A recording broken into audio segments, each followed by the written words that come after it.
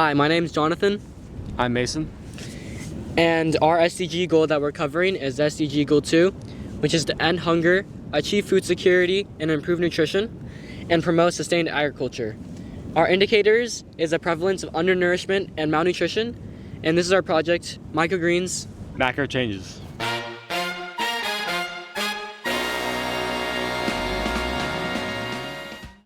In today's society, shoppers forget to look at the nutrition label on the back of food packaging, and ultimately, we fail to recognize the artificial and processed ingredients in our food. This disconnect contributes to a global crisis known as the triple burden of malnutrition, a dangerous combination of undernutrition, hidden micronutrient deficiencies, and rising obesity. Shockingly, recent reports also show that 375 million people are undernourished, and nearly 1 in 3 children under 5 suffer from stunted or wasted growth due to inadequate nutrition. But malnutrition isn't just about not having enough food, it's also about not having the right food. Even in regions with food abundance like America, diets often lack essential nutrients, being overloaded with sugar, salt, and unhealthy fats. The COVID-19 pandemic laid bare the vulnerability of our food systems, showing us that nutrition security isn't guaranteed. And in times of crisis, it's the most vulnerable who suffer first. We need sustainable, reliable, and nutrient-rich food options.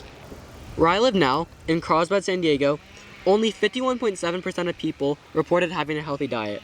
And in Oceanside, that number drops to 48.4%. These numbers highlight a growing issue that our diets are getting worse and not better. Despite living in areas with grocery stores and food outlets, many people still struggle to eat nutritiously. Highly processed foods filled with sugar, sodium, and artificial ingredients have become the norm. This reflects a deeper problem in our society, that there's a disconnect between what we eat and what our bodies actually need. The problem now isn't just about individual choice, it's also about structure. The food system today makes unhealthy options more accessible, more convenient, and more affordable than real whole food. If half the population in coastal California cities are eating unhealthy, what does that tell you about the rest of the country?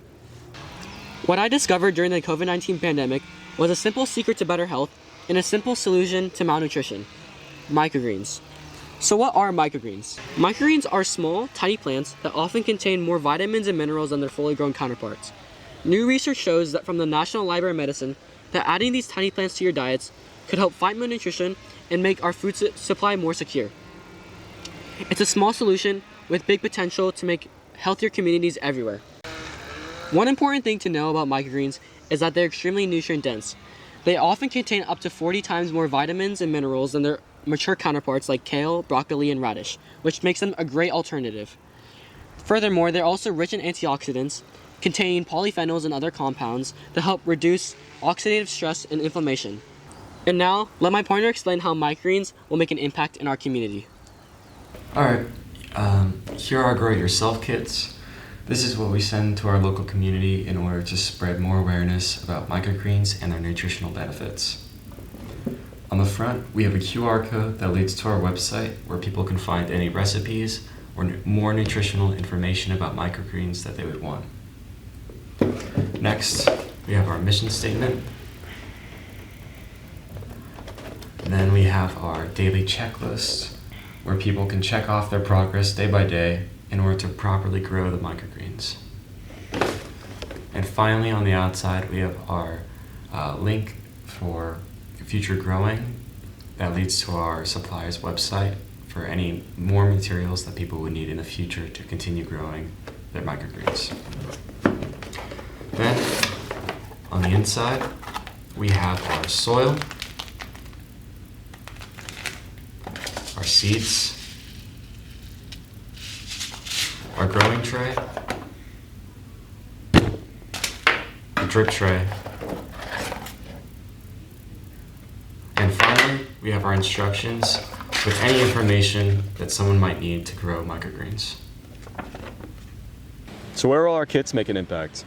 Well, we've already made connections with people at UC Berkeley and Stanford, helping to connect us to programs such as Be a Scientist and Farm to Table. By the end of August, we hope to distribute at least 15 kits to Stanford's Farm to Table, helping to educate students on the nutritional benefits of microgreens and the importance of nutrition as a whole.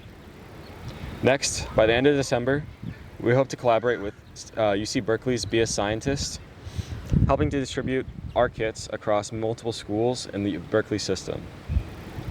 Finally, come June of next year, we have to have distributed at least 70 kits to the broader San Diego area, helping to educate over 400 students on the importance of microgreens. We also plan on distributing at least 30 kits at local farmers markets, helping to spread awareness to the broader local community. So what are the challenges with this project? First is the finalization of our implementation into the Be a Scientist and Farm to Table programs. With this, we have to find a way to implement our kits into their curriculum. Next, we need to get into contact with at least 10 schools in San Diego County. And with this, we have to create our own curriculum in order to teach these students on the importance of microgreens. And finally, with our most significant challenge is money. At $7 a box, and with the amount of kits we need to distribute, we need to raise roughly $800.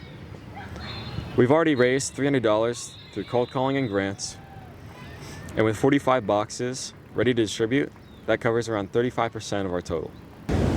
So how is our project sustainable? Not only is microgreens a sustainable growing practice, but our efforts to reach out into the community and spread awareness on microgreens brings another aspect of sustainability into our project. And as we spread more awareness about microgreens, it ensures that people will use them and continue to grow them in the future. In a society with food abundance, there are still prevalent issues with malnutrition and undernourishment that need to be addressed. So next time you're in the store, take a moment, read the label, and think beyond just calories. Because addressing malnutrition and undernourishment starts with awareness, on your plate and in your choices. With microgreens, we are making macro changes to society.